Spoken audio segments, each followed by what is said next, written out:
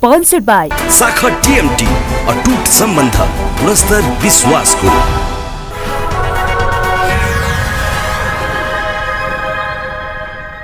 आदरणीय दर्शकहरू, कार्यक्रम आउटलुकमा स्वागत छ। यति बेला नेपालमा सबैभन्दा चर्को र तातो बहसका रूपमा एमसीसी छ।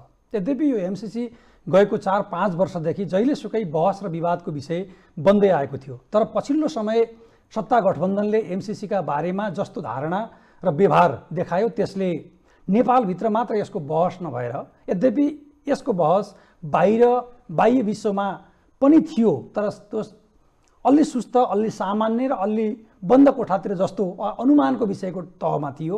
तर यति बेला र खास गरिकन पछिल्लो समय आइपुग्दा प्रत्यक्ष रूपमा वासिङटन र बेजिङका बीचको टक्कर जुन नेपालमा लामो समयदेखि भन्दै आएको थियो कि नेपालको जुन भू राजनीतिक परिस्थिति जस्तो छ त्यसमा नेपालले आफूलाई सुरक्षित गर्न सक्छ कि सक्दैन भन्ने जुन प्रश्न थियो, त्यो प्रश्नका बारेमा सबभन्दा बढी टक्कर र सबैभन्दा पहिलो पटक यस ढङ्गले कुनै विदेशी सहायता वा आयोजनाका बारेमा दुईवटा महाशक्ति बन्दै गरेका, महाशक्ति रहेको र महाशक्ति बन्दै गरेका देशका बीचमा टक्कर जस्तो स्थिति देखा परेको छ।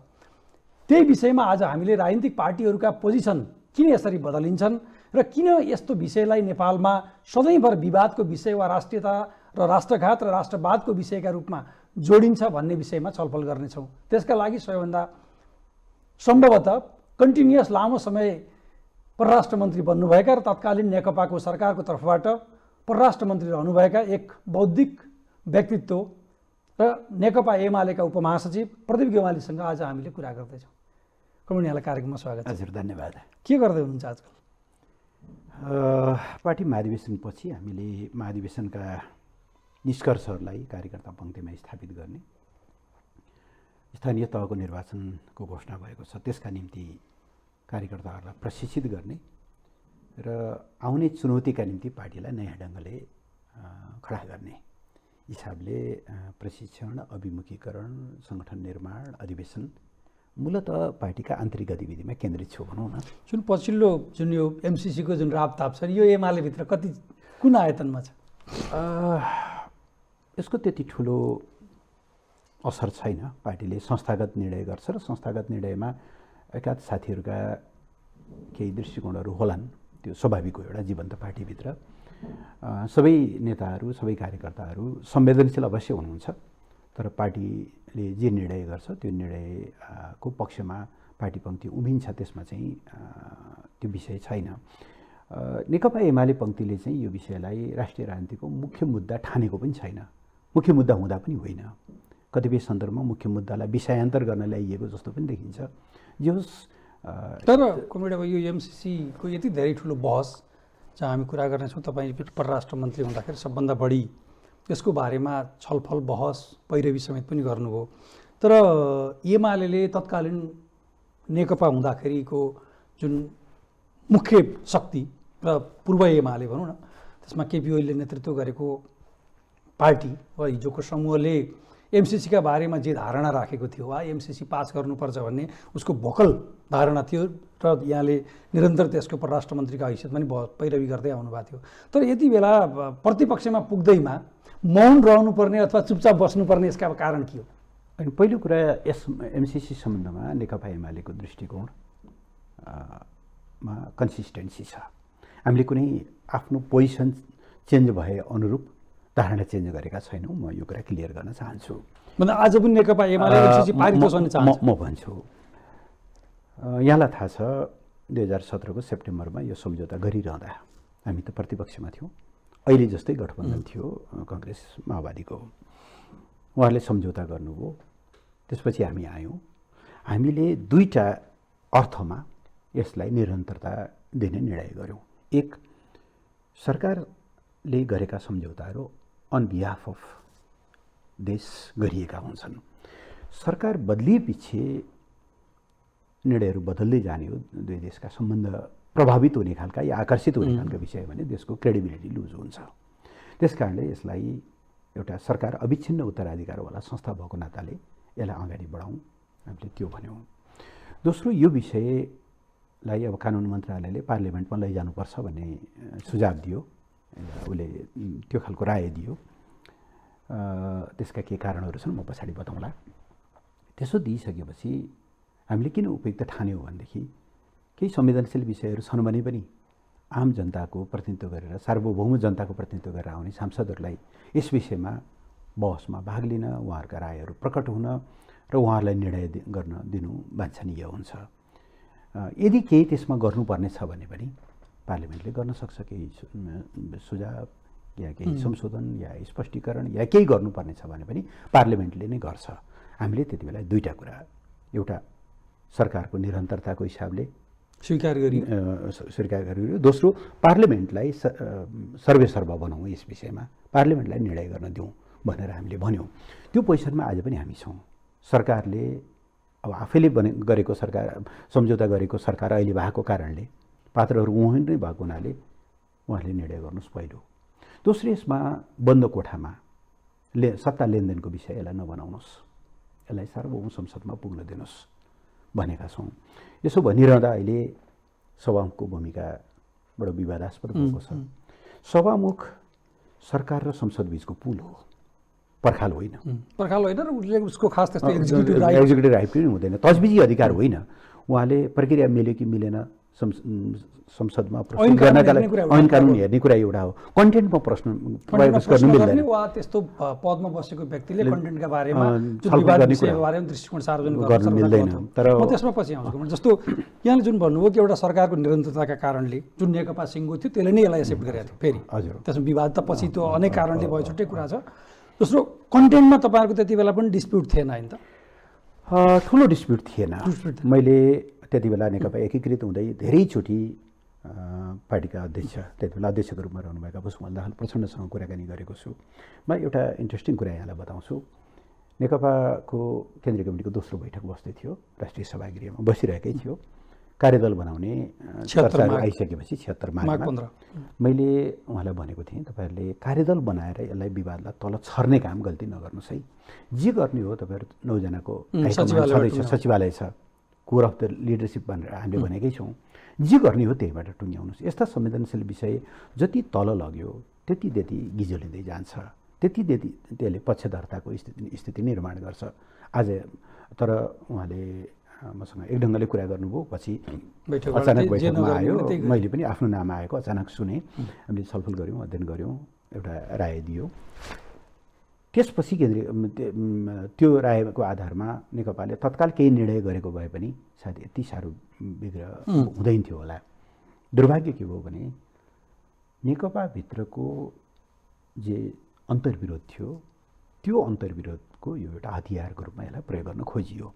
केपी ओलीलाई कमजोर गर्ने, केपी ओलीका विरुद्धको एउटा अस्त्रको रूपमा प्रयोग गर्न खोज्दा त्यसको निरन्तरताको रूपमा यो जाँदै आज बडो डरलाग्दो, बडो भयावह भएको छ। त्यसबाट यसबाट लिनुपर्ने एउटा बिटर शिक्षा के हो भनेदेखि यस्ता संवेदनशील मुद्दा सकिन्छ दलीय विवादको पनि विषय नबनाऊ, दलको बिचको पनि विवादको विषय नबनाऊ, दलभित्रको त विषय बनाउँदै नबनाऊ। र यस्ता विषयमा ठिक छ विज्ञहरूको राय लिनु एउटा कुरा हो।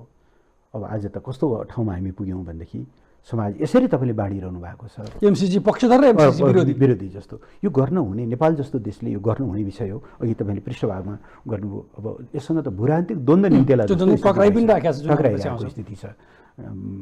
युएसको वासिङटनले एउटा कुरा भने, बेजिङले अर्को कुरा भन्ने, अब दिल्ली अर्को कुरा बोल्ला। त्यही त, यो त बडो अपरिपक्व, बडो आत्मघाती र बडो चाहिँ गैर जिम्मेवार जो रोल साथीहरूले खेल्नुभयो त्यसको दुष्परिणाम त्यसैमा म आउँछु। जस्तो तपाईँले जतिपटक अमेरिकी अधिकारीहरूलाई भेट्नुभयो र तपाईँको तत्कालीन समकक्षी माइक पोम्पियोलाई भेट्नुभयो र त्यो तपाईँको भिजिटको बेलामा एउटा संयोगले त्यही बेलामा अमेरिकन एउटा रिपोर्ट सार्वजनिक भयो कि इन्डो पेसिफिक स्ट्राटेजीका लागि नेपाल पनि एउटा प्राइमरी कन्ट्री हो भन्ने अर्कै सन्दर्भमा एउटा स्टेटमेन्ट उसको जारी भयो।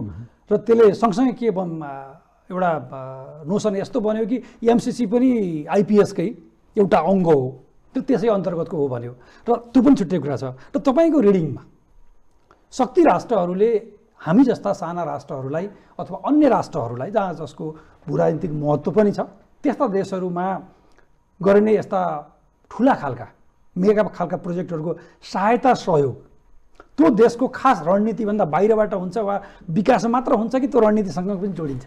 यसलाई अलिकति फराकिलो सन्दर्भमा हेर्नका लागि हामीले राष्ट्रिय सुरक्षा भनेकै के हो भन्ने कुरालाई अलिकति फराकिलो ढङ्गले हेर्नुपर्ने हुन्छ। राष्ट्रिय सुरक्षाको परिभाषामा क्रमिक रूपमा चाहिँ विकास, नयाँ नयाँ त्यसको कम्पोनेन्टहरू थपिँदै आएका छन्। सुरुवाती दिनमा राष्ट्रिय सुरक्षा भन्दा बित्तिकै बिल्कुल भूगोलको रक्षा त्यसको बढी मात्रामा त्यसको डिफेन्सको प्रतिरक्षाको गर्ने कुरा हुन्थ्यो। आज राष्ट्रिय सुरक्षाभित्र स्वास्थ्य सुरक्षा, ऊर्जा सुरक्षा, वातावरणीय सुरक्षा अर्थात् ह्युमन सेक्युरिटी प्रमुख एउटा कम्पोनेन्टको रूपमा आउने गरेको छ र यस्ता सहायताहरू गर्दा उनीहरूले आफ्नो एउटा बृहत्तर राष्ट्रिय सुरक्षाको अम्ब्रेलाभित्रै राखेर गर्छन्। स्वाभाविक हो। तपाईँले हेर्नुभयो भने DFID मार्फत नेपालले ठुलो सहायता पाउँछ। त्यो बेलायती सुरक्षा, राष्ट्रिय सुरक्षा रणनीतिको एउटा अङ्ग हो।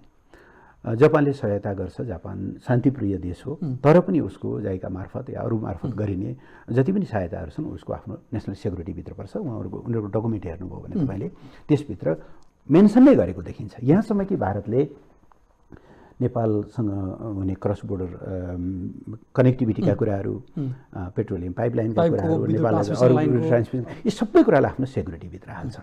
त्यस भएर यसै हिसाबले भन्ने भनेदेखि त हामीले कसैसँग सहायता नै लिनु गर्नै भएन होइन भने हामीले हेर्नुपर्ने भनेको तीनटा कुरा हो जस्तो लाग्छ। त्यसले हाम्रालाई के गर्छ? नम्बर 1, त्यसले हाम्रो सार्वभौम सत्ता, राष्ट्रियता, भौगोलिक अखण्डता र कोर नेसनल इन्ट्रेस्ट जुन हामीले भन्छौँ नि संविधानले परिभाषित गरेको, त्यो कोर इन्ट्रेस्टलाई असर गर्छ कि गर्दैन? नम्बर 1। दोस्रो, हरेक देशले आफ्नो हितलाई त प्राथमिकतामा राख्छ होइन। अमेरिकाले आफ्नो हित हेर्छ, चीनले आफ्नो हित हेर्छ, भारतले आफ्नो हित हेर्छ। त्यो हित र हाम्रो हितको कन्भर्जेन्स हुन्छ कि हुँदैन? कन्भर्जेन्स हुन्छ, ती हितहरू एक आपसमा मिल्छन् भने सँगै अगाडि बढ्ने हो। हाम्रो राष्ट्रिय हितसँग टक्राउनु भएन। उसको हित र हाम्रो हित खास बिन्दुमा गएर मिल्छन् भने त्यसलाई हामीले अस्वीकार गर्नु मिल्दैन। र तेस्रो कुरा भनेको नेपाल जस्तो देश जहाँ एकदम बुरान्तिक संवेदनशीलता छ, यस्तो बेलामा हाम्रा छिमेकहरूसँगका जुन संवेदनशील सम्बन्धहरू छन् ती सम्बन्धमा त्यस्ता कुराहरूले प्रभाव पार्छ कि पार्दैन? भारतसँग हाम्रा कुनै सम्बन्धले चीनसँग प्रभाव पार्छ कि पार्दैन? चीनसँग हाम्रा कुनै सम्बन्ध सहायताले चाहिँ भारतसँगको सम्बन्धलाई प्रभाव पार्छ कि पार्दैन? अमेरिकासँग लिएका हाम्रा सहयोगहरूले यी दुवै देशसँगको सम्बन्धलाई प्रभाव पार्छ कि पार्दैन? यी तीनटा कुरालाई केन्द्रबिन्दुमा राखेर हामीले यसको डिफाइन गर्नुपर्ने हुन्छ। अब थोरै मैले समय लिन्छु यस मामलामा। ठिक छ। अमेरिकामा MCCको यसको इमर्जेन्स, यसको विकास, यसको कन्सेप्टको डेभलपमेन्ट चाहिँ खास गरेर सन् 2002 पछि भयो। खास गरी भन्यो भने 2001 मा जुन ट्विन टावरमा हमला त्यसपछि इन्टरनेसनल सेक्युरिटीमा उनीहरुमा आयो र सेक्युरिटी मतलब आतंकवादको स्रोत के हो त भन्दा गरिबी हो। त्यस कारणले पिछडिएका देशहरूलाई विकास सहायता नदिइकन र उनीहरूलाई विकासमा माथि उठाउनको निम्ति सहयोग नगरिकन चाहिँ अगाडि बढ्न सकिँदैन भन्ने यो अवधारणा आइसकेपछि त्यति बेलासम्म अमेरिकी सहायता अरू देशहरूको तुलनामा एकदमै कम थियो र अमेरिकामाथि निरन्तर दबाव पनि थियो 0.7% सहयोग गर्नुपर्छ भनेर। त्यसपछि अमेरिकनहरू के निष्कर्षमा पुग्यो भने सहायता गर्ने तर UN को अम्ब्रेलाबाट या अरू ट्रेडिसनल अम्ब्रेलाबाट होइन, त्यसको लागि छुट्टै ऐन बनाएर त्यसको लागि छुट्टै एउटा इन्स्टिट्युसन बनाएर चाहिँ गर्नुपर्छ भनेर उनीहरूले 2003 मा MCC को कुरा लिएर आएर 2004 मा MCC एक्ट बनाए। त्यस पछाडि अगाडि बढ्यो। अब इन्डो पेसिफिक स्ट्राटेजी 2017 को नोभेम्बरमा ट्रम्प चाहिँ हनोई आउँदाखेरि भियतनाम आउँदाखेरि उनले व्यक्त गरे। त्यसबारे यसको कुनै डाइरेक्ट लिङ्क छैन। नम्बर 1 डाइरेक्ट लिङ्क छैन, तर यसमा अमेरिकी स्वार्थ छ कि छैन भन्ने कुरा हेर्ने हो भने अमेरिकी स्वार्थ त डेफिनेटली हुन्छ। किन उसले एउटा यसको शर्तमै ओपन सोसाइटी, डेमोक्रेसी, अकाउन्टेबिलिटी आदि इत्यादि भन्छ हैन, वाक स्वतन्त्रता, human rights, freedom of expression, civil सोसाइटीहरुको स्पेस आदि इत्यादि।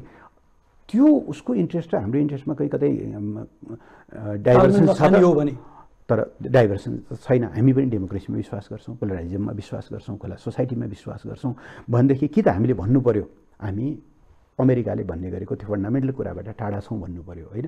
त्यो होइन भनेदेखि उसले त्यो भन्दैमा उसका स्वार्थहरूसँग हामी चाहिँ के भन्दा गाँसिनुपर्ने कुनै कारण हुँदैन भन्ने निष्कर्षका साथ यी सबै अध्ययन गरिसकेपछि त्यसलाई अगाडि बढाउनु। ठिक हो। यहाँले भने जस्तै जो कि यति व्याख्या सहित भन्दाखेरि अमेरिकी स्वार्थ भनौँ न, एक अमेरिकी स्वार्थ अन्तर्गतमा नै अमेरिकाले संसारभर सहयोग गर्ने परियोजनाहरू निर्देशित हुन्छन्। प्रश्न छ यदि नेपालले कसैलाई सहयोग गर्न सक्छ भने चीनले गर्ने नि त्यही नै हो। र सँगसँगै एमसिसीका बारेमा सबभन्दा अल अफ सटन आज भोलि नै उठेर यो राष्ट्रघात भयो जस्तो विषय उठाइयो, जुन 2068 सालमा बाबुराम भट्टराई प्रधानमन्त्री भएको बेलादेखिबाट अझ अघिल्लो माधव नेपालको प्रधानमन्त्रीत्व कालबाट कुरा सुरु भएर बाबुराम भट्टराईको पालाबाट डकुमेन्टेसन सुरु भएर पछिल्लो पटक अझै म तपाईँलाई रमाइलो सुनाउँछु। अहिले सबभन्दा चर्को एमसिसी विरोधी हुनुभएको छ झलनाथ खनाल।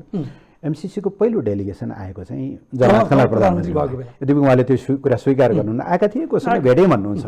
म एउटा कार्यदलमा बसेर काम गरेँ। अब नेताहरू नै यति इरेस्पोन्सिबल भइसकेपछि कसको के लाग्छ र होइन। 67 सालबाट सुरु भएर जुन झन्डै 8 वर्षपछि 17मा सम्झौता भयो, जुन बेलामा शेरबहादुर र प्रचण्डको गठबन्धन सरकार थियो। र ती भनेको 8 वर्षसम्मको प्रक्रियाका विषयमा त्यो कुनै लुकेको वा लुकाइएको वा षड्यन्त्र थियो भनेर भन्नु कि त 8 वर्षसम्म हामी बेकुब थियौँ भन्नु पर्यो होइन, भन्न कसैले पनि भन्ने ठाउँ छैन। तर पछिल्लो समय एउटा टेक्निकल विवाद भनेको तत्कालीन नेकपाको सरकार भएको बेलामा पार्टीको आन्तरिक विवादका कारणले तत्कालीन प्रधानमन्त्री ओलीले इन्टेन्सनल्ली यसलाई चाहिँ संसदमा लैजाने प्रोभिजन हाल्दै संसदमा लैजाने भनिदिनु भयो। त्यसले समस्या संसदमा किन लाने भन्ने पनि सुन्नुहुन्छ नि तपाईँ। यो त हास्यास्पद कुरा भयो। हास्यास्पद के अर्थमा भयो भने पहिलो यो गलत सबभन्दा बढी चर्चा छ। अच्छा छ अब त्यो विरोधका लागि अनेकौँ उपाय संसदमा किन लाने, अरू सब कुनैसँग लैया छैन भन्दै जस्तै होइन। यो ठिक छ भने संसदमा लगे पनि नलगे पनि के फरक पर्यो। बेठिक छ भने सरकारले गुपचुपमा चाहिँ सम्झौता गरेर अगाडि बढाउनु त झनघातक हुन्थ्यो होला नि त। मूल कुरा कन्टेन्टमा जानु पर्यो। यससँग जोडिएका 3-4वटा इन्ट्रेस्टिङ कुराहरू छन् नि। अहिले चलिरहेका बहसहरू कति एकदम हास्यास्पद छन् भन्ने कुरा मैले अगाडि गर्नु। एउटा तपाईँले यी संसदको कुरा गर्नुभयो, यो गलत हो भने संसदमा लगेर पनि त्यो गलतै हुन्छ, छुट्टै गोप्य गरेर झनै गलत हुन्छ। सही हो भने संसदमा लग्नुहोस् अथवा सरकारको एक्जिक्युटिभ निर्णयबाट यसलाई कार्यान्वयनमा लैजानुहोस्, त्यो सही नै हुन्छ। प्रचण्ड भन्नुहुन्छ नि बेला मौकामा गर्न त गर्ने हो तर चुनाव पछाडि गरौँ। यो गलत हो भने चुनाव पछाडि गर्दाखेरि त्यो जस्टिफाई हुन्छ। अनि अहिले गर्दाखेरि चाहिँ बेठिक हुने, चुनाव पछि गर्दाखेरि ठिक हुने। यस्ता संवेदनशील विषयलाई चुनावको भोटको राजनीतिसँग सत्ताको राजनीतिसँग जोड्न मिल्छ र गिजुलीकै यही कारणले हो। जहाँसम्म पार्लियामेन्टमा किन गयो भन्ने बारेमा अमेरिकनहरूको लगातार जोड यसलाई पार्लियामेन्टमा लैजानुपर्छ भन्ने नै थियो सुरुदेखि। 2017मा हस्ताक्षर हुनुभन्दा अगाडि पनि धेरैचोटि पत्राचारहरू भएको हामी देख्छौँ। त्यति बेला अर्थ मन्त्रालयले कानुन मन्त्रालयसँग परामर्श गरेको पनि सुन्छौँ र पार्लियामेन्टबाट अनुमोदन गर्ने प्रावधान नराखिकनै सम्झौता भएको सत्य हो। तर कार्यान्वयनमा त गएको थिएन। कार्यान्वयनका निम्ति 2 वर्षको समय सीमा थियो। 2 वर्षभित्र नेपालले गर्नुपर्ने तयारीका विभिन्न पाटोहरू थिए होइन। भारतसँग ट्रान्समिसन सहमतिका अन्डरस्ट्यान्डिङ बनाउनु पर्ने कुरादेखि लिएर वातावरणीय प्रभाव मूल्याङ्कनको उसलाई छिटो एक्सपिडाइट गर्ने कुरादेखि लिएर अरू विभिन्न खालका कुराहरू त्यो विषयमा अनि पार्लियामेन्टमा लैजानुपर्छ भन्ने विषय अमेरिकनहरूको सुरुदेखि नै जोड थियो। अनि अर्थ मन्त्रालय जो यसको लिड गर्छ, अर्थ मन्त्रालयका पदाधिकारीहरूले लामो समयसम्म पार्लियामेन्टमा लग्न जरुरी छैन भनेर बहस गर्नुभएको देखिन्छ रेकर्डहरूबाट। परराष्ट्र मन्त्रालय दुर्भाग्यवश यसमा हिजो पनि फ्रन्ट लाइनमा थिएन, अहिले पनि फ्रन्ट लाइनमा छैन। सायद के कुराहरू त्यसले पनि बिग्रेको होला जस्तो मलाई लाग्छ होइन। परराष्ट्र मन्त्रालयलाई विश्वासमा लिएको स्थिति छैन, त्यो एउटा पाटो हो। हाम्रा कामका डिफेक्टका कुराहरू भए। अनि एनिवे त्यस पछाडि एउटा प्रश्न उठ्यो। एउटा प्रश्न के उठ्यो भनेदेखि यो त एउटा अन्तर्राष्ट्रिय सम्झौताको रूपमा छ। स्वाभाविक रूपले एउटा प्रचलित अभ्यास के हो भन्दाखेरि यदि कुनै अन्तर्राष्ट्रिय सम्झौताहरू त्यो द्विपक्षीय सम्झौताको हकमा पनि लागू हुन्छ, अन्तर्राष्ट्रिय सम्झौताको हकमा झन् बढी लागू हुन्छ। ती अन्तर्राष्ट्रिय सम्झौताको कुनै प्रावधान नेपालको प्रचलित कानुनसँग बाजियो भने स्वाभाविक रूपले कार्यान्वयन त सम्झौता नै गर्नु पर्यो। त्यो सम्झौता कार्यान्वयन गर्नका लागि 2टा उपाय छ भनेर बहसमा आयो। 2टा उपाय कि त एउटा सनसेट ल जस्तो यो एमसिसी रहन्जेलसम्म मात्रै रहने एउटा छुट्टै कानुन बनाऊ ताकि जस्तो थुप्रै डिस्टर्बेन्स नहोस्, परियोजना कम्प्लिट भयो अनि कानुन पनि जाओस्, त्यसका लागि एउटा छुट्टै कानुन बनाऊ।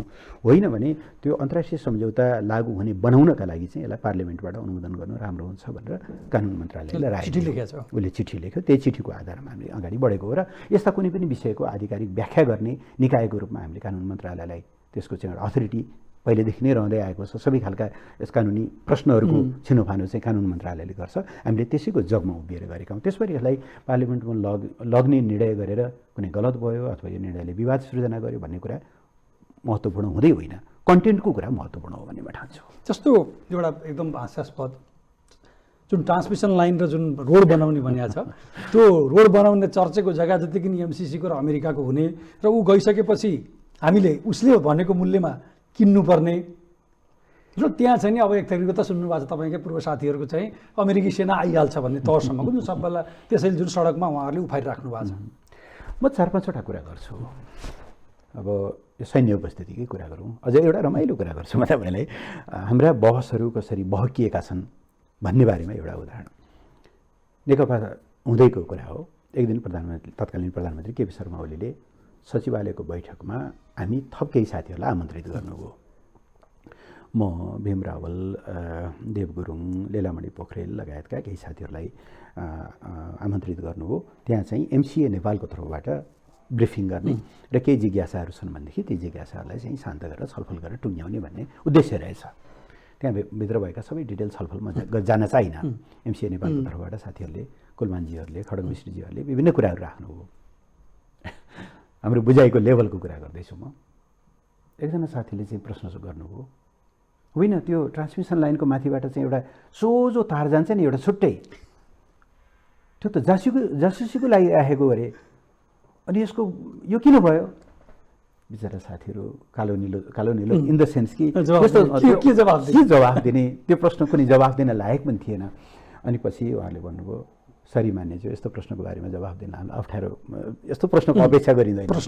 त्यो अप्टिकल फाइबर हो, त्यो नेपाल टेलिकम अन्तर्गत हुन्छ र उसले अब जमिनबाट गाडेर लैजानुभन्दा यो एरियल लैजाँदाखेरि छोटो पर्ने भएको हुनाले अरू ट्रान्समिसन लाइनहरूमा पनि त्यो माथिको तार चाहिँ त्यसरी गएको हुन्छ।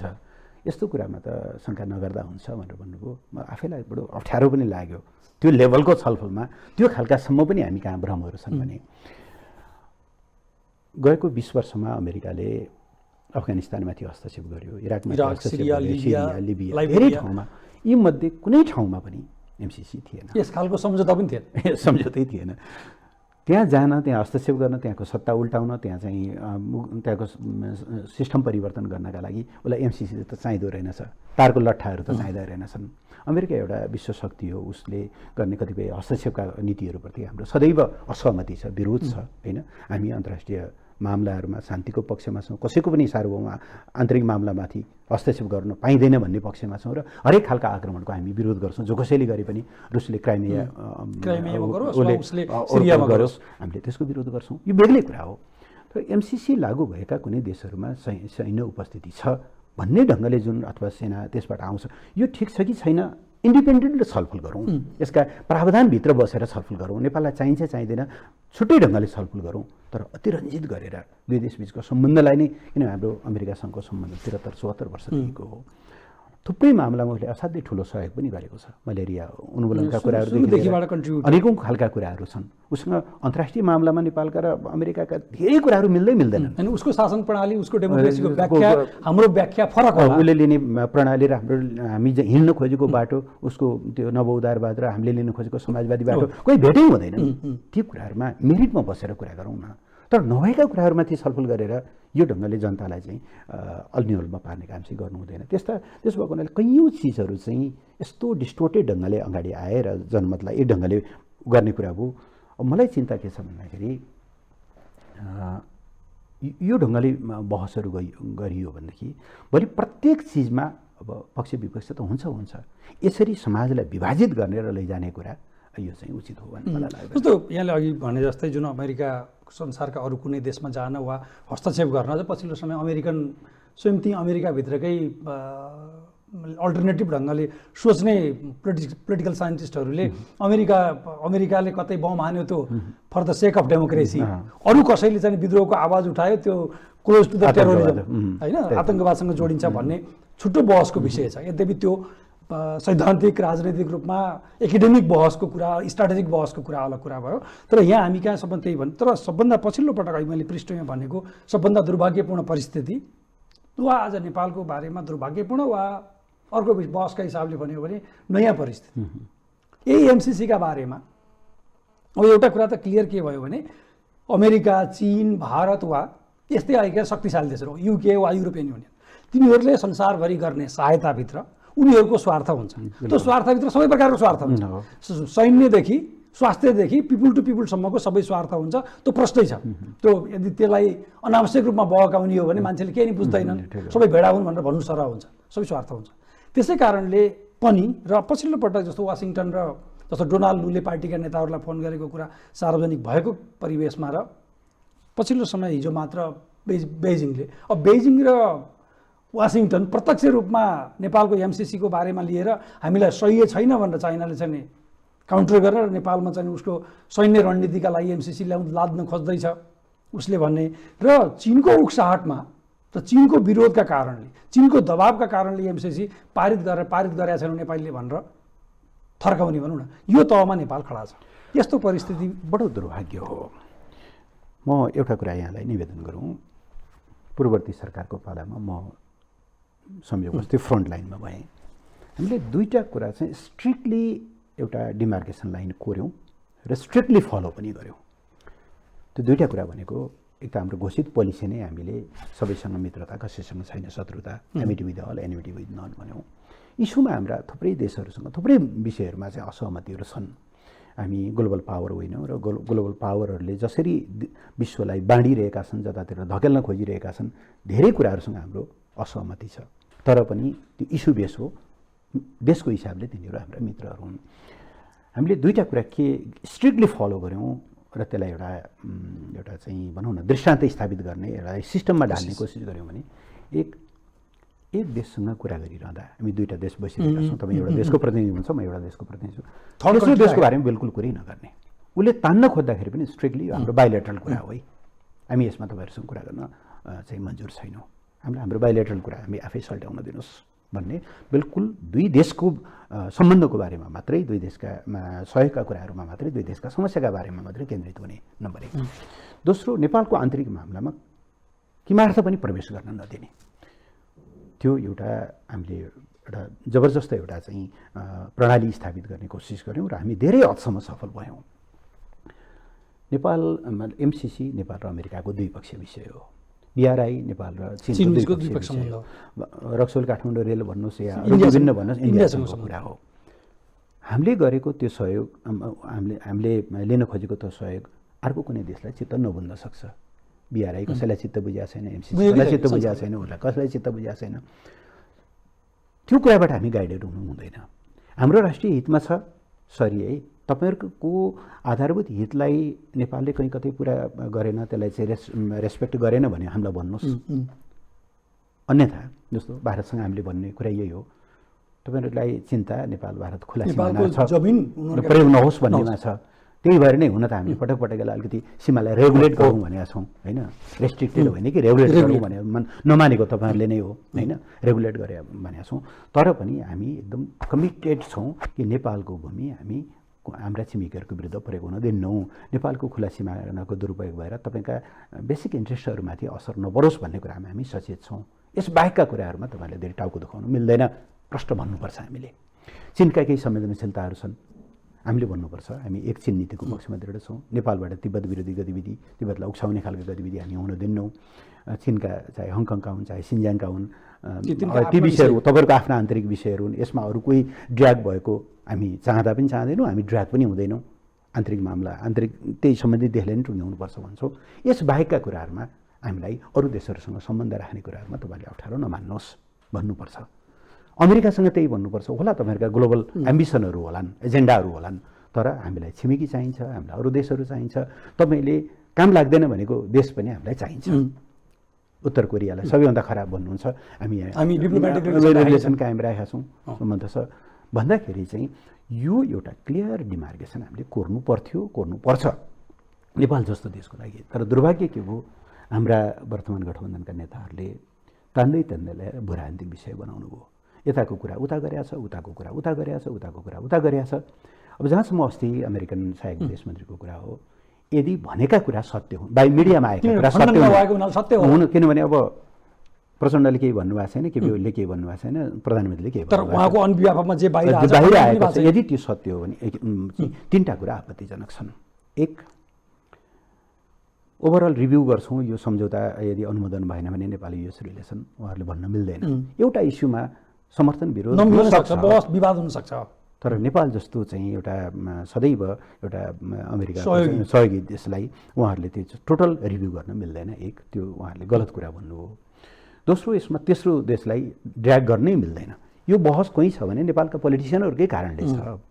यसमा अर्को देशको हात त उहाँहरूले कसरी देख्न मिल्छ? त्यो भने गलत कुरा हो।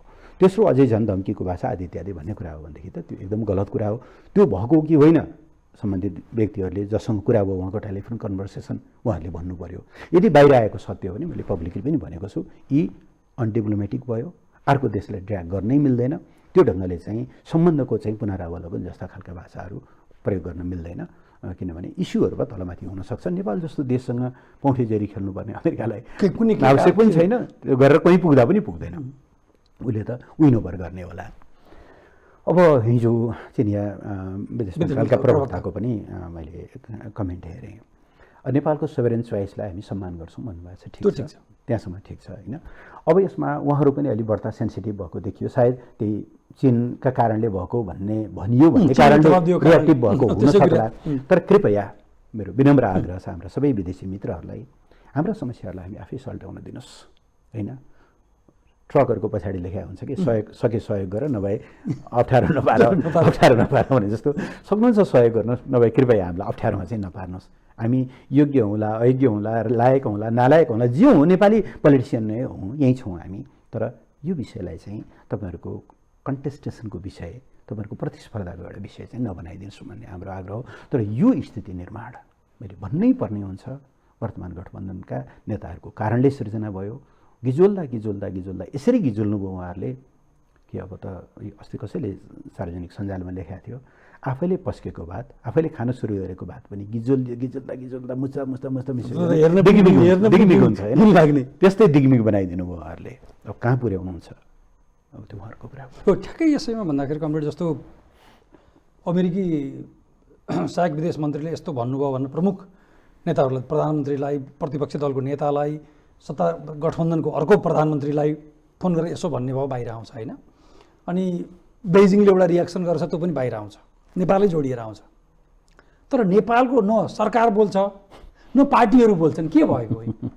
वास्तवमा यस्तो मामला चिन्ताको कुरा, यस्तो मामलामा बोल्नुपर्ने मैले हिजो कुनै मिडिया यहाँले जसरी भन्नुभयो, जस्तो कि नेपालको जस्तो एमसिसीका बाहिर अमेरिका र नेपालको बिचमा जे विवाद चल्दैछ, आन्तरिक बाह्य रूपमा बहस चल्दैछ, विशुद्ध अमेरिका र नेपाल बिचको चिज हो। नेपालका पार्टीहरूले जे रियाक्सन गरेका छन् त्यो नेपालको हो, अमेरिकनहरूले जे भनेको त्यो नेपालका सन्दर्भमा जोडिएको हो। त्यसमा अर्को कुनै पक्ष आउँदाखेरि तिमीहरूको होइन है, तिमीहरू यसमा कृपया शान्त रह भनेर सरकार पनि भन्दैन, यस्तो बेला राजनीतिक दल पनि भन्दैन। यसमा गर्नुपर्ने के हो भने कहिलेकाहीँ यस्ता समस्याहरू आउँछन्।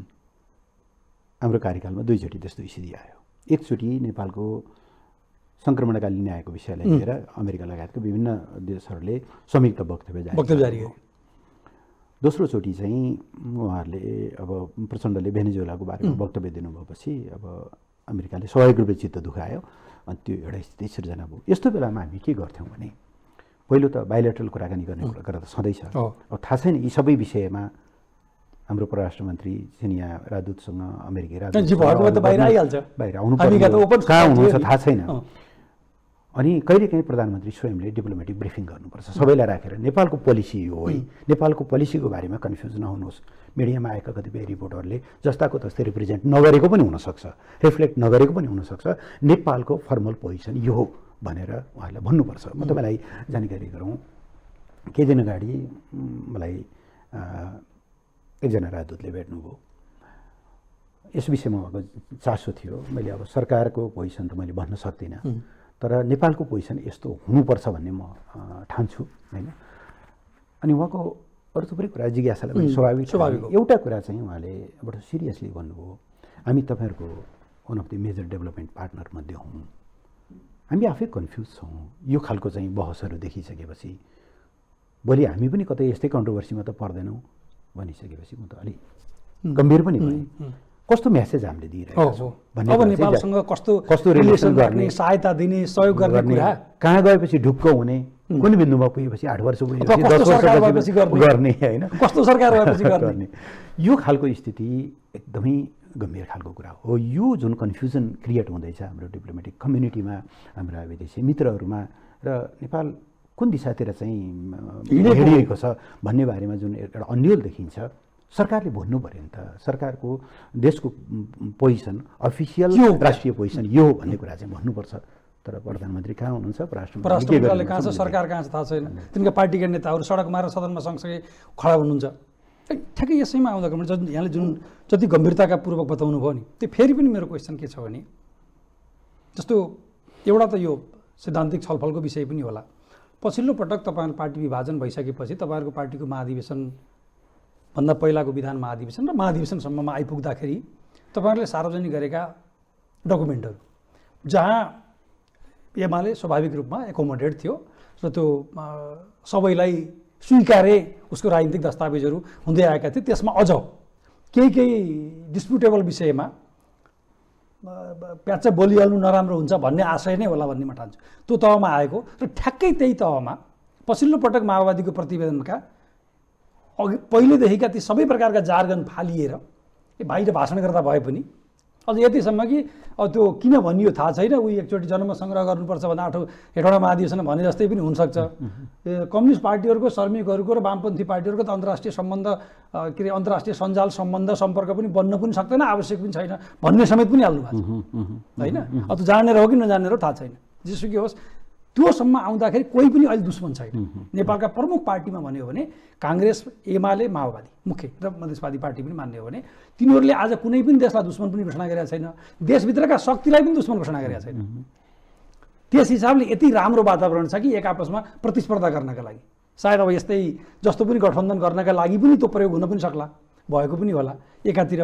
अर्कोतिर यति धेरै ठुलो प्रश्न खडा भएको छ सैद्धान्तिक रूपले एक ठाउँमा उभिने जग देखिने दस्तावेजहरूमा, तर यति धेरै टाढा डिफरेन्सेस आज नेपालका प्रमुख राजनीतिक पार्टीहरूको दूरी अत्यन्त टाढा र बाह्य चुनौतीहरूका बारेमा बेसरोकार इन द सेन्स जस्तो एमसिसीका बारेमा मैले फेरि पनि भन्दैछु कि नेकपा एमाले गठबन्धन यो एमसिसीकै कारणले यो गठबन्धन चाहिँ हल्लिराखेको छ। यो पटाक्क ओलीकै भाषामा भन्ने हो भने बाँस पटाक्क भाँचिहालोस् नि त भनेर चुप लाग्ने यिनीहरू यसैमा झुत्ती खेलेर आफूलाई राष्ट्रवादी र राष्ट्रघाती करार गर्न लागि पर्ने यो परिस्थिति त सबै जिम्मेवार देखिएन भने होइन। यसमा सबैभन्दा पनि अलिकति पहिलो म दुईवटा कुराबाट जान चाहन्छु। पहिलो सिङ्गो देशले हिँड्नुपर्ने बाटो कुन यस्ता विषयमा, त्यसभित्र वामपन्थीहरूको रोल के र अहिले भइरहेको तीन स्टेपमा म सूत्रमै भन्छु।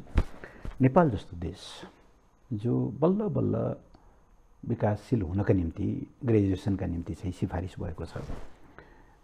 हामी छँदा राष्ट्रिय योजना आयोगले एउटा अध्ययन गरेका थियो, यदि हामी 2030सम्म मध्यम आय भएको मुलुकमा स्तरोन्नत हुने हो र सबै दिगो विकास लक्ष्यहरू हासिल गर्ने हो भने हामीले प्रति वर्ष 18 खरब रुपियाँ, 18 अरब डलर हामीले चाहिँ 18 खरब 19 खरब जति हामीले चाहिँ पुँजीगत खर्च गर्नुपर्छ।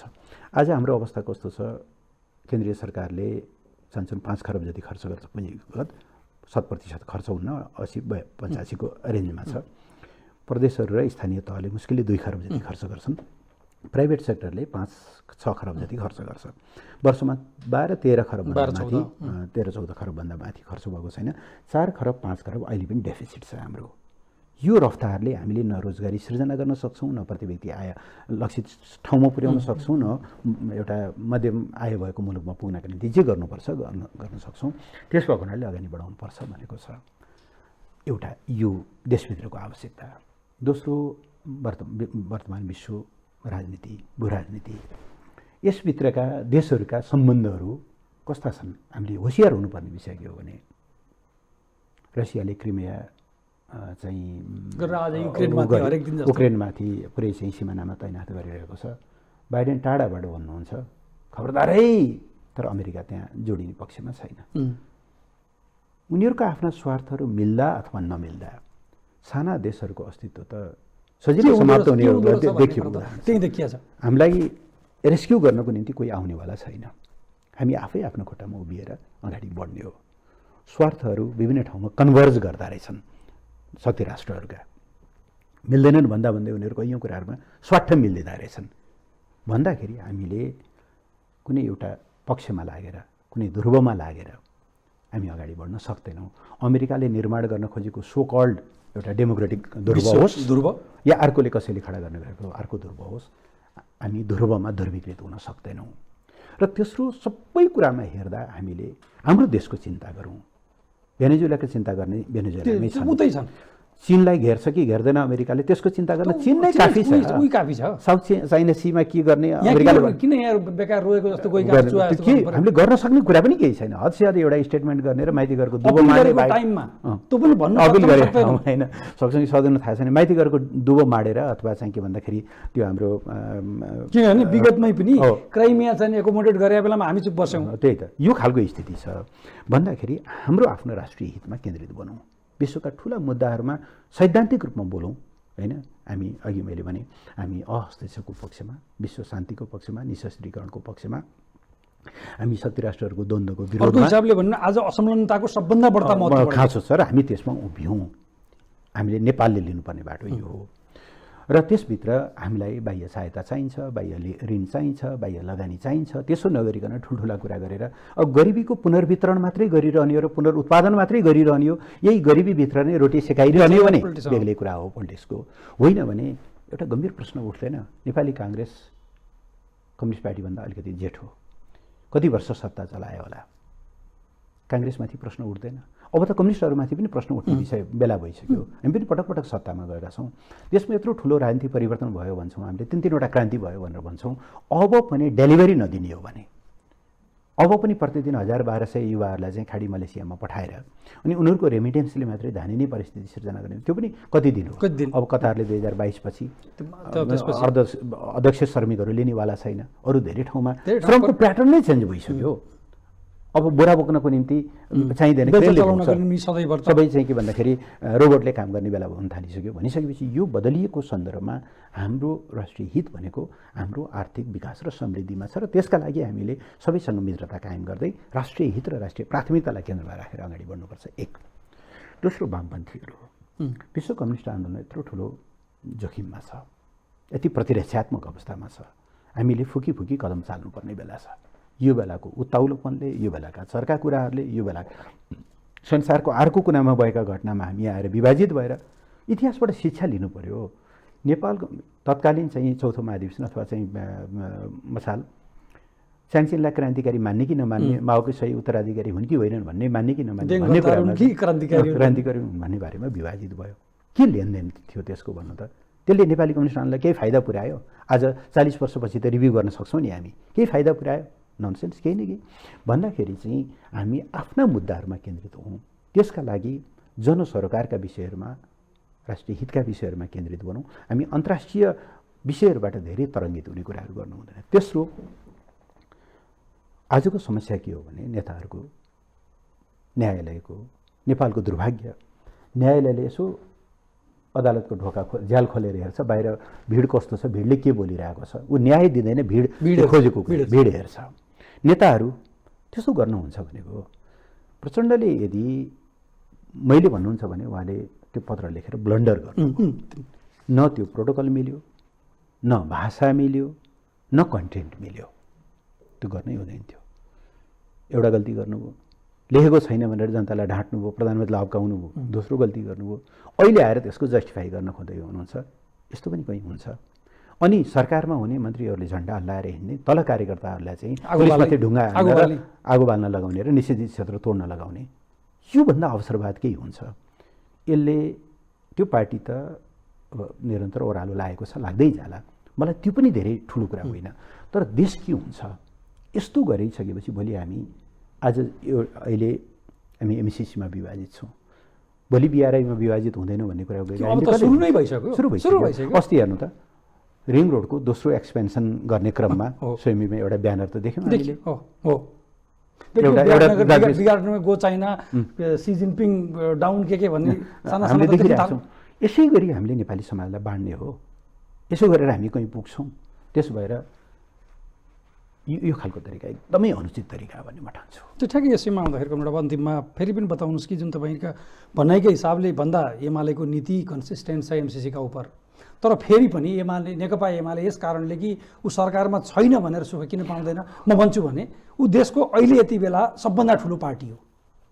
संसदमा जनसङ्गठनका हिसाबले फेरि पनि चुनावमा टेस्ट होला, जनमतका हिसाबले फेरि पनि, तर आज देशको सबभन्दा ठुलो लार्जेस्ट राजनीतिक पार्टी हो र हिजो सत्ता चलाएको र सत्ताका बेलामा उसको विदेश नीति के, यो एमसिसी बिआरआई सबैका प्रतिको उसको दृष्टिकोण के भन्दा उसले हस्ताक्षर गरेर बोलेर फर्मल्ली मुख्यतः यहाँ नै अगाडि परेर गरिएका कारणबाट प्रश्न छ। त्यसलाई प्रश्नसँग थ्रु आउट नगरेर, जस्तो संसदमा तपाईँहरूले उठाएका विषय छन् ठिक छ कि सभामुखका बारेमा तपाईँहरूले गरेका रिजर्भेसन आफ्नो ठाउँमा छ, त्यो संसद खोल्नुपर्छ। तपाईँहरूले चाहिँ कसैलाई भाग लिन सहभागी हुन वा नगर्नु त सत्ता पक्षले तपाईँहरूसँग सहमत गर्नु पर्यो, त्यो पनि जायज छ कि त्यो आफ्नो तपाईँहरूको संसदीय लडाइँ भयो, छुट्टै कुरा छ। तर एमसिसीका बारेमा हामी फर्ममा वा एगेन्स्टमा भनेर बोल्नका लागि त एगेन्स्ट तपाईँहरू बोल्नै सक्नुहुन्न, फर्मै हो, फर्ममा छौँ भनेर बोल्नका लागि होइन। फर्ममा अथवा एगेन्स्टमा जति बेला बोल्नुपर्छ हामी बोल्छौँ।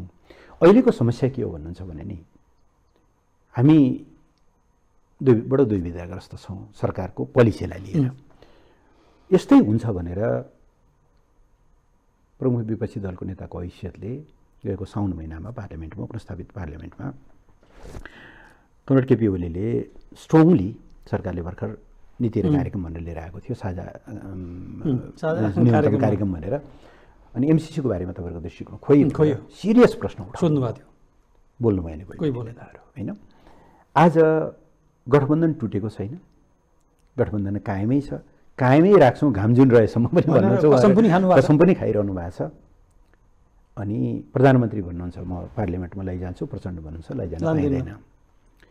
यो बेलामा नेकपा एमाले बोलेर हुन्छ के, अथवा बोल्ने बेला अहिले यो बेला बोल्ने बेला भएकै छैन हाम्रो भनाइको। किनभने यदि उहाँहरूले पास गर्न चाहनुभयो भने 165 सङ्ख्या त छँदैछ उहाँहरूसँग। हिजो प्रधानमन्त्री बनाउन सक्ने, सरकार बदल्न सक्ने, अदालतलाई प्रभावित गर्न सक्ने, परमादेश ल्याउन सक्ने होइन, मैले होइन म त्यसमा आउँछु। त्यस कारणले यदि उहाँहरूले पास गर्न चाहनुभयो भने हाम्रो विरोधका बावजुद पास हुन्छ, उहाँहरूले फेल गर्न चाहनुभयो भने हाम्रो समर्थनका बावजुद फेल हुन्छ। यो त रियालिटी हो एक। दोस्रो, यस्ता विषयमा मैले फेरि पनि भन्छु, यसकोसँग जोडिएको फर्मल सैद्धान्तिक कुरा के हो भन्नुहुन्छ भनेदेखि यो विषय पार्लियामेन्टमा आओस्। पार्लियामेन्टले, किनभने कानुन मन्त्रालयले पार्लियामेन्टमा लैजानुपर्छ भन्यो, हामीले पार्लियामेन्टमा लैजाने प्रोसेसको बारेमा कुराकानी गऱ्यौँ। त्यो प्रोसेसमा जान दिनुहोस् न, संसदमा जाओस्, पहिला त्यहाँ जाओस्। त्यहाँ गएपछि बिल्कुल त्यही हो। यही विषयलाई अब जुन यो लडखडाइराखेको छ नि हाम्रो जुनसम्म रहे हुने गठबन्धन, यसमा फेरि एमाले र केपी ओली र शेरबहादुरको सरकार बन्ने सम्भावना छ? होइन, पहिलो कुरा त हामीलाई यसबारेमा रुचि नै छैन भन्छ नि, लुतो पनि छैन, चिलाउँदा पनि चिलाउँदैन। हामीलाई सत्ता प्रिय भएको भए, सत्ता जसरी पनि टिकाउनुपर्छ भन्ने भएको भए धेरै कुराहरू थिए त्यति बेला, तर हामी त्यो बाटो हिँड्न चाहेनौँ। एउटा पोलिटिकल कोर्समा प्रधानमन्त्रीले जुन दिशातिर केपी ओलीले लैजान खोज्नुभएको थियो त्यसमा हामीले कम्प्रोमाइज गरेनौँ। हामी प्रतिपक्षमा जान तयार भयौँ, हामीले कम्प्रोमाइज गरेनौँ। त्यस भएर अहिले सत्ता स्वाभाविक हो, एमाले अलिकति हलचल गर्ने बित्तिकै समीकरण त बदलिहाल्छ, तर हामी त्यसमा रुचि राख्दैनौँ। हाम्रो प्राथमिकता चुनावमा छ। वैशाख 30 गते घोषणा गरेको स्थानीय तहको चुनाव होस्, हामीले दबाब दिएर गर्न बाध्य बनाएका छौँ। अझै पनि त्यहाँ खेल्ने प्रयासहरू भइरहेछ। चुनाव चाहिँ सम्पन्न गर्ने कष्टमा हामी चाहिँ शेरबहादुरसँग सरकार बनायौँ होइन, उहाँले म यसबारे फर्मल निर्णय गरेका छैनौँ, तर मेरो ओपिनियन भन्नुहुन्छ भने उहाँलाई अप्ठ्यारो पर्यो भने उहाँले चुनाव गराउनुहुन्छ भने हामीले बाहिरबाट सपोर्ट गरिदिन सक्छौँ। उहाँले एक्लै सरकार चलाउनुहोस्, किनभने 6 महिना छ, 8 महिना छ, 8 महिनाका निम्ति कुनै सरकार परिवर्तन जरुरी पनि छैन। हामीलाई चुनाव गराउनका निम्ति सरकारमा जानु पनि छैन। 51मा पनि हामी प्रतिपक्षमै भएर चुनाव लडेर हामीलाई फापिया छ। हजुर, हामी पनि अहिले पनि त्यही गर्छौँ। त्यस कारण तर मुलुकलाई चुनावतिर लैजानुहोस्। चुनावमा लैजानका निम्ति तपाईँलाई गठबन्धनमा अप्ठ्यारो पर्यो, केही पर्यो, गठबन्धन भत्किने स्थिति भयो, के होला, फेरि केपीले चाहिँ सत्ता लिन दौडादौड गर्लान् कि भन्ने छ भने ढुक्कसँग निधाउनुहोस्, केही फरक पर्दैन। चुनाव गराउनुहोस् समयमा एमाले सपोर्ट गर्छ त्यस मामलामा। अब यसो चुनावकै पनि कुरा गर्छु। चुनावको कुरा गर्दाखेरि आउने निर्वाचनमा कुनै खालको गठबन्धन बन्ने सम्भावना छ? राष्ट्रिय स्तरमा त म त्यो देख्दिनँ।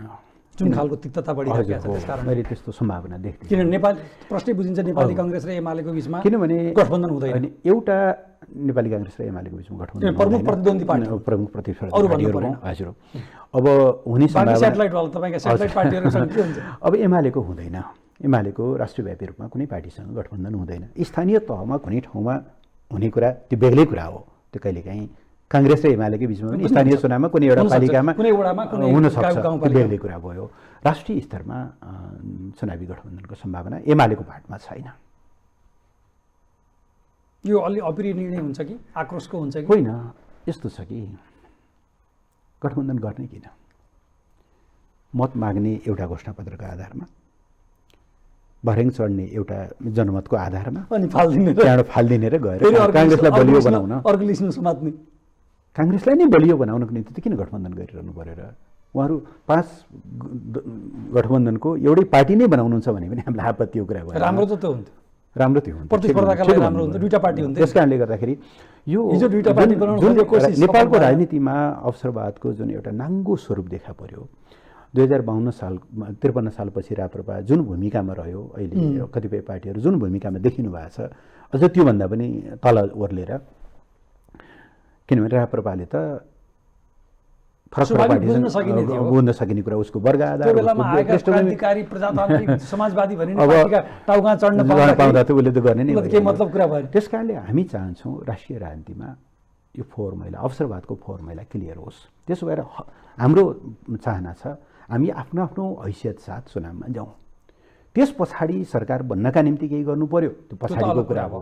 तर एउटासँग भोट लिएर अनि अर्कोसँग गएर चाहिँ गठबन्धन गर्ने भएपछि त्यो राजनीतिको त एकदम नग्न अवसरवाद हो। यो अवसरवादबाट मुक्त नहुन्जेल देश अगाडि बढ्दैन। जुन पार्टी नेकपा विभाजन, त्यसपछि तपाईँहरूको एमाले पार्टी पनि विभाजन भइसकेपछि तपाईँहरूको महाधिवेशन भएको र अहिले देशभरि तपाईँहरूले काम सङ्गठन निर्माण काम गरिरहेको परिवेशमा तपाईँहरूले आजको एमालेको हैसियत आउने निर्वाचनपछि बरकरार राख्न सक्नुहोला? यो प्रश्नको जवाब चाहिँ गठबन्धनका नेताहरूको मुखारविन्दबाट हामीले दिनदिनै सुनिरहेछौँ। रामचन्द्र पौडेल के भन्नुहुन्छ, प्रचण्ड र माधव नेपाल गायत्री मन्त्र जपे जस्तो यो गठबन्धन टुट्दैन किन भन्नुहुन्छ भन्ने भित्र यसको जवाब छ जस्तो लाग्छ। यद्यपि हामी सिरियस छौँ, ओभर कन्फिडेन्स हामी गर्दैनौँ। जनतासँग निरन्तर सम्पर्क गरेर जनताको निरन्तर मन जितेर मात्रै पार्टीहरू सर्भाइभ गर्ने हुन्, होइन? हाम्रा बारेमा पनि जनताका प्रश्नहरू होलान्, ती प्रश्नको फेस गर्न हामी तयार हुनुपर्छ। तर हामीलाई जनताले न्याय दिन्छन् भन्ने कुरामा विश्वास छ, जनताले विवेक प्रदर्शन गर्छन् भन्नेमा विश्वास छ। त्यो आत्मविश्वास हाम्रा अहिलेका सङ्गठनहरूमा प्रकट भइरहेको छ र त्यो कुराले नै एउटा भय सिर्जना गरिरहेको छ गठबन्धनभित्र। त्यसले गर्दा कहिलेकाहीँ कस्तो हुन्छ भन्नुहुन्छ भने उज्यालो कति छ भन्ने कुराको मापन गर्नका लागि चाहिँ अँध्यारोलाई हेर्नुपर्छ। त्यस्तै जस्तो अन्तिममा मैले फेरि पनि अब एउटा यो प्रश्न जहिलेसुकै अनुत्तरित छ र तपाईँहरूको बारेमा सदैव सोधिँदै आएको छ कि नेकपा एमालेको जे 48 सालपछि भूमिका हुँदै आयो, खास गरी मदनको अवसानपछि भनेर मदनले लामो समय त काम गर्न पनि पाउनु भएन कि त्यहाँदेखि यता एमाले जहिलेसुकै द्वैत, यो बडा सबैलाई काम एकोमोडेट लिबरल लेफ्ट पार्टी हुँदाहुँदै पनि यो जहिलेसुकै द्वैत चरित्र, द्वैत नीति वा दोग्ला खालको नीतिमा राख्दै गयो। त्यसलाई त अरूले उछिनेका छन्, तर उछिनेको कुरा त्यति क्वाइन किन हुन्न नि? त्यसको शक्ति कमजोर छ। तपाईँहरूको शक्तिशाली पार्टी भएको कारणले आधारभूत केही नीतिहरूमा जहिलेसुकै पनि द्वैत खालको यसले अवसरवाद बिल्कुलै होइन। यो थियो हामी माधव नेपालको नेतृत्वको पछिल्लो कार्यकाल, खास गरेर 56-57 पछि जति बेला देशमा माओवादी द्वन्द्व र विद्रोह र राजाको चाहिँ तानाशाही सँगसँगै अगाडि बढ्यो, त्यो बेलामा त्यो त विचित्र थियो। त्यो बेलाको त त्योदेखि लिएर करिब 67-68 सम्मको करिब 10 वर्ष नेकपा एमाले त्यो कठिन कालखण्ड गुज्रियो। हाम्रो पहिचानकै भए खोजी गर्नुपर्ने एउटा स्थिति सृजना भयो। अहिले त हामी त्यसबाट त बिल्कुल मुक्त छौँ। फेरि एमसिसी आउँदाखेरि लडखडाएको छैन, बिल्कुलै छैन।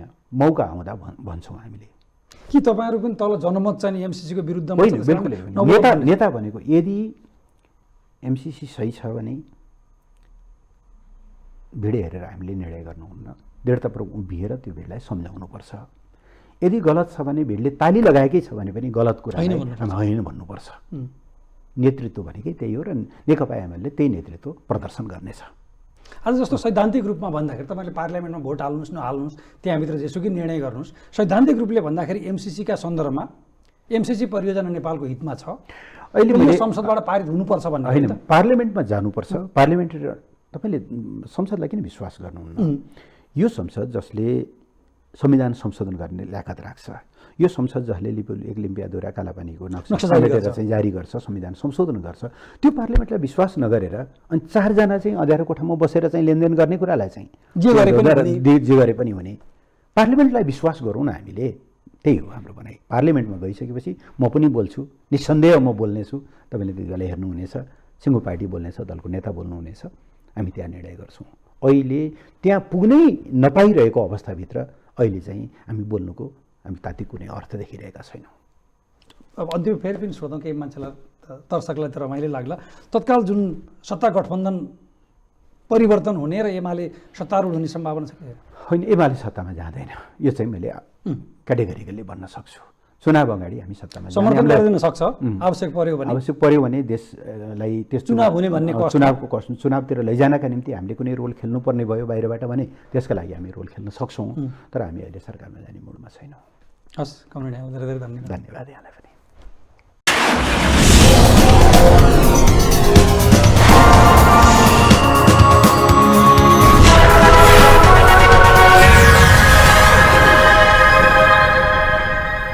Sponsored by साखा टिएमटी, अटूट सम्बन्ध, गुणस्तर विश्वासको।